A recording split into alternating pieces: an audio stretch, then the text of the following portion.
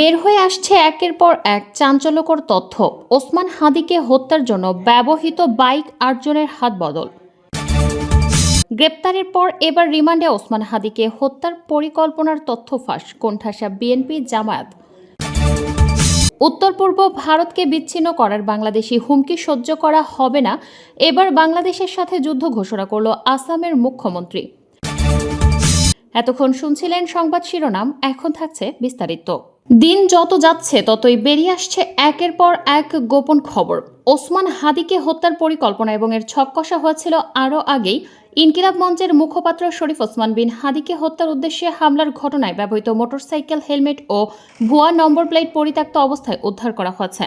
পাশাপাশি হামলায় ব্যবহারের আগে মোটরসাইকেলটি 8 বার হাতবদল হচ্ছে বলে জানিয়েছে ঢাকা মেট্রোপলিটন পুলিশের counter terrorism and transnational crime. রাজধানীর বনলতা আবাসিক এলাকা থেকে পরিত্যক্ত অবস্থায় মোটরসাইকেল, হেলমেট ও ভুয়া নম্বর প্লেটটি উদ্ধার করে ঢাকা মেট্রোপলিটন পুলিশের counter terrorism and transnational crime. Police জানায় 8 ব্যক্তির হাত বদল হয়ে হামলার ঘটনায় জড়িত প্রধান সন্দেহভাজন ফয়সালের সহযোগী মোহাম্মদ কবিরের জাতীয় পরিচয়পত্র ব্যবহার করে মঈনুদ্দিন ইসলামের নামে মোটরসাইকেলটি কেনা হয়। সিসিটিভি ফুটেজ বিশ্লেষণের মাধ্যমে হামলায় ব্যবহৃত মোটরসাইকেলটির নম্বর প্লেট পরিবর্তনের বিষয়টি উদ্ঘাটন করা হয়। গোপন সংবাদের ভিত্তিতে শেরেবাংলা নগর থানাধীন পশ্চিম আগারগাঁও বনলতা আবাসিক এলাকায় একটি বাড়ির নিচতলার পার্কিং থেকে মোটরসাইকেল ও হেলমেটটি উদ্ধার করা হয়। পরে ভুয়া নম্বর প্লেট পরিত্যক্ত অবস্থায় ম্যানহোলের ভেতর থেকে উদ্ধার করা হয়। মোটরসাইকেলটির মালিকানা শনাক্তে নিবিড়ভাবে তদন্ত করা হয়। হামলার ঘটনায় ব্যবহৃত মোটরসাইকেলটির প্রথম মালিক ছিলেন আব্দুর রহমান নামে এক ব্যক্তি। পরে শহীদুল রাসেল, মার্কেট প্লেস ওবায়দুল ইসলাম, আনারুল থেকে পুনরায় ওবায়দুল হয়ে শুভ নামে এক ব্যক্তি মোটরসাইকেলটি কেনেন। 8 ব্যক্তির হাত বদল হয়ে হামলার ঘটনায় জড়িত প্রধান সন্দেহভাজন ফয়সালের সহযোগী মোহাম্মদ কবিরের জাতীয় পরিচয়পত্র ব্যবহার করে মঈনুদ্দিন ইসলামের নামে মোটরসাইকেলটি কেনা হয়। উদ্ধার মোটরসাইকেল, হেলমেট এবং ভুয়া নম্বর প্লেটটি ডিবির কাছে হস্তান্তর করা হয়েছে। সিঙ্গাপুর জেনারেল হাসপাতালের অর্থোপেডিক্স অ্যান্ড স্পোর্টস সার্জারি বিভাগের ক্লিনিক্যাল ফেলো ডাক্তার আবদুল্লাহ আল রাফি বলেছেন, ওসমান হাদি ইনশাল্লাহ আমাদের মাঝে ফিরবে, তবে খুব দ্রুত তার ফেরার সম্ভাবনা নেই। কেউ এমনটা আশা করলে সেটা এক ধরনের বোকামি বা পাগলামো বলেও মন্তব্য করেন তিনি। যেহেতু হাদির মাথার ভেতর বুলেটের একটা অংশ থাকার তথ্য রয়েছে, সেহেতু তার অবস্থা কিছুটা স্থিতিশীল হলে ইন্ট্রা অপারেটিভ MRI করতে হবে। এটা খুবই গুরুত্বপূর্ণ। তবে তার GCS3 কন্ডিশন জানিয়ে তিনি বলেন, এ ধরনের রোগীদের দ্রুত ফেরার সম্ভাবনা নেই, দীর্ঘ সময় লাগবে, এটা 2-1 দিনের বিষয় নয়। জানিয়ে তিনি বলেন, হাদিকে রাতারাতি সুস্থ করা সম্ভব নয়, ফিরে আসলে লম্বা সময় তাকে ICUতে থাকতে হবে। এছাড়া ফিরলেও নানান ধরনের সমস্যার মধ্য দিয়ে তাকে যেতে হতে পারে বলে জানান এই চিকিৎসক। আসামের মুখ্যমন্ত্রী হিমন্ত বিশ্ব শর্মা মঙ্গলবার বলেছেন, বাংলাদেশে যদি কিছু নেতা ভারতকে হুমকি দিয়ে উত্তর পূর্বাঞ্চলকে মূল ভূখণ্ড থেকে বিচ্ছিন্ন করার কথা বলতে থাকেন, তবে নয়াদিল্লি আর বেশি দিন নীরব থাকবে না। তিনি বলেন, উত্তর পূর্ব ভারতকে বিচ্ছিন্ন করে সেটিকে বাংলাদেশের সঙ্গে যুক্ত করার আহ্বান বারবার উঠে আসা বাংলাদেশের একটি খারাপ মানসিকতার প্রতিফলন। সাংবাদিকদের তিনি বলেন, 1 বছর ধরে বাংলাদেশ থেকে এমন বক্তব্য আসছে যে উত্তর পূর্বাঞ্চলকে তাদের সঙ্গে একীভূত করার কথা বলা হচ্ছে। বাংলাদেশের এমনটা কল্পনাও করা উচিত নয়। তাকে উদ্ধৃত করে এ খবর দিয়েছে অনলাইন দ্য হিন্দু। এতে বলা হয়, ভারত একটি বড় দেশ, পারমাণবিক শক্তিধর রাষ্ট্র এবং বিশ্বের 4র্থ বৃহত্তম অর্থনীতি। একথা উল্লেখ করে হিমন্ত বিশ্ব শর্মা বলেন, বাংলাদেশের জনগণের মধ্যে একটি ভুল মানসিকতা তৈরি হয়েছে। তাদের সাহায্য করা আমাদের উচিত নয়, বরং পরিষ্কার করে জানিয়ে দেওয়া উচিত এ ধরনের আচরণ ভারতের বিরুদ্ধে হলে আমরা নীরব থাকব না।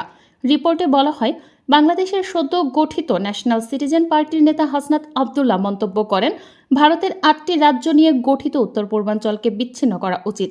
তার প্রতিক্রিয়াতে আসামের মুখ্যমন্ত্রীর ওই মন্তব্য হাসনাত আবদুল্লাহ হুঁশিয়ারি দিয়ে বলেন, আমি ভারতকে বলতে চাই, আপনারা যদি আমাদের দেশের সার্বভৌমত্ব ও মানবাধিকার মানে না এমন লোকদের আশ্রয় দিতে থাকেন, তবে আমরাও ভারতের বিচ্ছিন্নতাবাদীদের আশ্রয় দেব এবং উত্তর পূর্বাঞ্চলকে বিচ্ছিন্ন করে দেব। তিনি আরও অভিযোগ করেন, ক্ষমতাচ্যুত প্রধানমন্ত্রী শেখ হাসিনার সমর্থকদের বর্তমান বাংলাদেশের সরকারের বিরুদ্ধে উস্কে দিতে ভারত অর্থ অস্ত্র দিয়ে সহায়তা করছে। এ প্রসঙ্গে আসামের মুখ্যমন্ত্রী বলেন, ভারতকে হুমকি দেওয়ার আগে বাংলাদেশের উচিত তাদের নিজের 2টি ঝুঁকিপূর্ণ চিকেন স্নেকের দিকে নজর দেয়া। এর মধ্যে একটি পশ্চিমবঙ্গের দক্ষিণ দিনাজপুর থেকে মেঘালয়ের দক্ষিণ পশ্চিম গারো হিলস পর্যন্ত বাংলাদেশ ভূখণ্ডের ভেতর দিয়ে প্রায় 80 কিলোমিটার দীর্ঘ পথ। অন্যটি হল দক্ষিণ ত্রিপুরা থেকে বঙ্গোপসাগর পর্যন্ত 28 কিলোমিটার দীর্ঘ চট্টগ্রাম করিডর। সাবেক প্রধানমন্ত্রী বিএনপি চেয়ারপারসন খালেদা জিয়া ও দলের ভারপ্রাপ্ত চেয়ারম্যান তারেক রহমানের সার্বিক নিরাপত্তা নিশ্চিত করতে প্রধান নিরাপত্তা কর্মকর্তার দায়িত্ব পেয়েছেন brigadier general doctor A K M. Shamsul Islam. বিএনপির জ্যেষ্ঠ যুগ্ম মহাসচিব রুহুল কবির রিজভীর গণমাধ্যমে পাঠানো এক বিজ্ঞপ্তিতে এই তথ্য জানানো হয়। ময়মনসিংহে জন্ম নেওয়া সাবেক এই সেনা কর্মকর্তা আগেও বিএনপি চেয়ারপারসনের নিরাপত্তা বিষয়ক টিমের চিফ কোঅর্ডিনেটর হিসেবে কাজ করেছেন। তাছাড়া তিনি একজন নিরাপত্তা বিশ্লেষকও। জানা যায় doctor brigadier general A K M. Shamsul Islam জাতীয়তাবাদী ঘরানার হওয়ায় ফ্যাসিস্ট শেখ হাসিনা সরকারের রোষানলে পড়েন। এ কারণে ২০২৫ সাল পর্যন্ত চাকরি থাকা সত্ত্বেও ২০১৮ সালেই তাকে চাকরিচ্যুত করা হয়। তার অপরাধ ২০১৮ সালের জাতীয় সংসদ নির্বাচনে বড় ভাই অধ্যাপক রফিকুল ইসলাম নন্দাইল আসন থেকে বিএনপির মনোনয়ন প্রত্যাশী ছিলেন। এছাড়া তার ছোট ভাই এ.এফ.এম. আজিজুল ইসলাম পিকুল বাংলাদেশের সর্বকনিষ্ঠ মেয়র, ময়মনসিংহ উত্তর জেলা বিএনপির সদস্য ছিলেন। আর তাই তো চৌকস অফিসার হওয়া সত্ত্বেও শামসুল ইসলামকে সেনাবাহিনী থেকে বাধ্যতামূলক অবসরে পাঠায় হাসিনার ভারতপন্থী সরকার। অবশেষে ফাঁস হতে চলেছে ইনকিলাব মঞ্চের মুখপাত্র ঢাকা ৮ আসনের স্বতন্ত্র প্রার্থী শরীফ ওসমান হাদিকে হত্যা চেষ্টাকারীদের মুখোশ। শীর্ষস্থানীয় সন্ত্রাসী সুব্রত বাইনের কন্যা সিনথিয়া বিথিকে গ্রেপ্তারের পর যেন দিনের আলোর মতো পরিষ্কার হয়ে যাচ্ছে ওসমান হাদিকে কারা এবং কেন হত্যার পরিকল্পনা করেছিল। জিজ্ঞাসাবাদে বের হয়ে আসছে একের পর এক চাঞ্চল্যকর সব তথ্য। শীর্ষস্থানীয় সন্ত্রাসী সুব্রত বাইনের কন্যা সিনথিয়া বিথিকে র্যাব ১১ এর একটি টিম কুমিল্লা থেকে গ্রেফতার করে। বাবার দীর্ঘ কারাবাসের সুযোগে অপরাধ জগতের নিয়ন্ত্রণ কার্যত তার হাতে ছিল।